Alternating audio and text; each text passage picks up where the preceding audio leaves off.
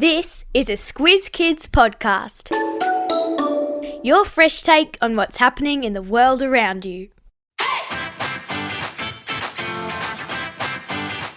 Each fortnight, we give the world globe a spin and see where we land.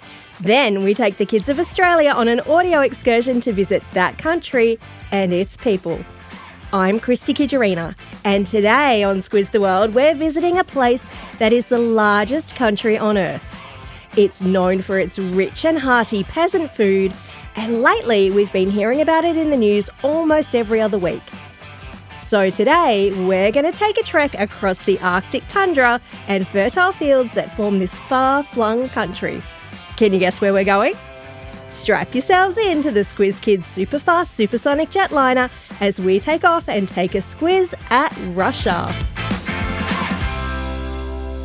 Just the facts. The first thing to know about Russia is that it's big. Actually, it's huge. No, ginormous. Enormous. In fact, Russia is the largest country on Earth. It covers more than 17 million square kilometres. To put that in perspective, Australia is less than half the size at 8.5 million square kilometres. Imagine this. Russia is so massive, it has more land area than the dwarf planet Pluto. What? Across Russia, there are 11 different time zones. That's more than any other country in the world. And if you could fly across Russia, you'd see 14 different countries along its borders, including Lithuania, Norway, Belarus, Kazakhstan, China, Mongolia, North Korea, and of course Ukraine, just to name a few. And it's not just Russia that's big. Russia is home to a lot of big things. Did you know that the world's largest lake, Lake Baikal, is in Russia? It holds 20% of all the fresh unfrozen water on the planet. That is a lot of water. Russia also boasts Europe's longest river, the Volga, and Europe's highest mountain, Mount Elbrus. Oh, and let's not forget the deepest hole ever dug by humans, the Kola Super Deep Borehole. It goes down 12 kilometres. Yep, they dug it just to see how far they could go. Because Russia is so huge, it needs a really big railroad to get around. Enter the Trans-Siberian Railroad. The longest in the world, of course. This railroad runs from Moscow, the capital of Russia in the west, all the way to the port of Vladivostok on the east coast of Asian Russia. That's 9,200 kilometres. If you took the journey non-stop, it would take you 152 hours and 27 minutes. That's more than 6 whole days. As well as being the largest country, Russia also has the 9th largest population in the world, with 144 million people in 2024. With so much land and so many people, Russia is incredibly diverse. And whenever you travel, it's important to learn a few words in that country's language. It's a great way to show respect. So let's Learn the lingo. In Russia, there is just one official language, and you guessed it, it's Russian, spoken by 85% of the population. But here's something cool. With 120 different ethnic groups scattered across this gigantic country, there are actually more than 100 languages spoken altogether. The alphabet that Russians use looks really different to the one that we use. That's right, there's more than one alphabet. Mind blown. The alphabet used in English is called the Latin or Roman alphabet, but the Russian alphabet is called the Cyrillic alphabet, named after Saint Cyril. While our Latin alphabet has 26 letters, the Cyrillic alphabet has 33. And here's another fun fact.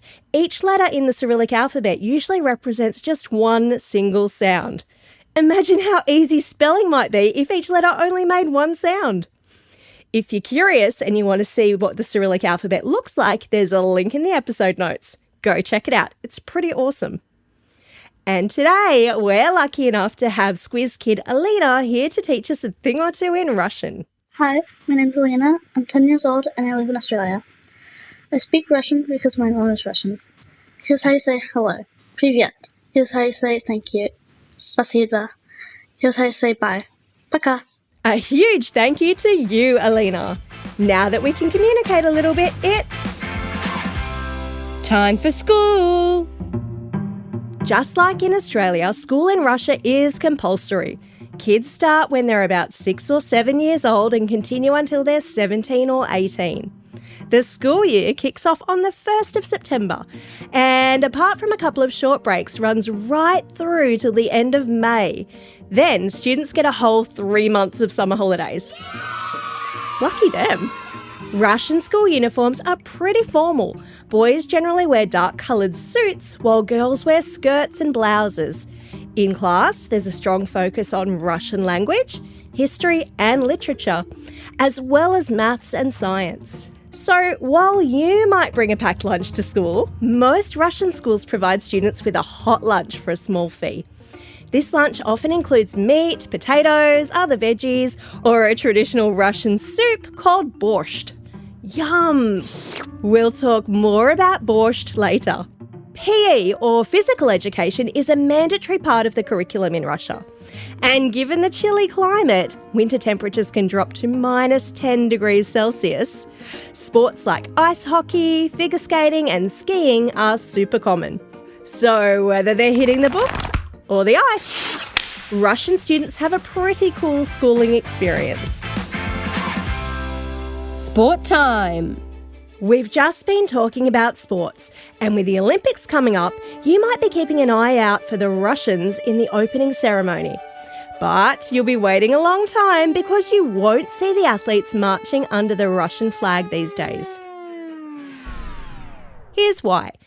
Back in 2019, an organisation called WADA, the World Anti-Doping Agency, banned Russia from competing in all international sporting competitions. Why? Well, it's because the Russian government had been encouraging athletes to use performance-enhancing drugs to help them win. This is not only cheating, but it's really dangerous to the athletes' health. And now, after Russia declared war on Ukraine in 2022, the International Olympic Committee, the IOC, will not allow any Russian athletes to compete under their own country's banner.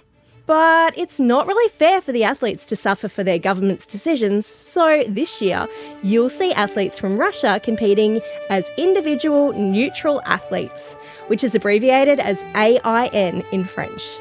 So if they win, you'll hear the AIN anthem, but their medals won't appear in the official nation's medal tally. Keep an eye out for the AIN athletes this year. There'll be about 55 of them who are from Russia. Whew, I've learned a ton about Russia, so now I'm starving. I think it might be Dinner time. Food in Russia has a rich and diverse history. They got dumplings when the Mongols invaded in the 13th century, and fancy Russian monarchs from the 17th and 18th centuries like Peter the Great and Catherine the Great introduced European dishes from France and Germany. But for many centuries, a large proportion of Russia's population was made up of peasants. They're people who didn't have a lot and had to work really hard to survive. So it's no surprise that simple yet hearty dishes made from readily available ingredients like grains, vegetables and fish were commonly on the menu. Pickled foods are also really common in Russia. Pickling is a way to make food last longer by soaking it in a mixture of vinegar, salt and sometimes spices. This special mix helps keep the food from going bad. Pickling food like meat and vegetables is a common way to keep it edible during the harsh winter months when nothing could grow. One iconic Russian meal is called borscht. Remember I mentioned it earlier? Borscht is a sour soup made with meat stock, beetroots, cabbage and potatoes. It's delicious and very warming on a cold day. I've stuck a link to a recipe in your episode notes. I like mine with a big dollop of sour cream on top. Time for the quiz. This is the part of the podcast where you get to test how well you've been listening. Question number 1. How many different countries share a border with Russia? Well done if you remembered that it's 14 countries. Question number 2. What is the name of the alphabet used in Russia? It's the Cyrillic alphabet. How'd you go with that one? Question number 3. Soaking food in a mixture of vinegar, salt and spices to stop it from going bad is called what? Well done if you said pickling. Well, that's all we have time for today. Thanks for staying curious about the world and joining me on this incredible trip to Russia. Now get out there and have a most excellent day. Over and out.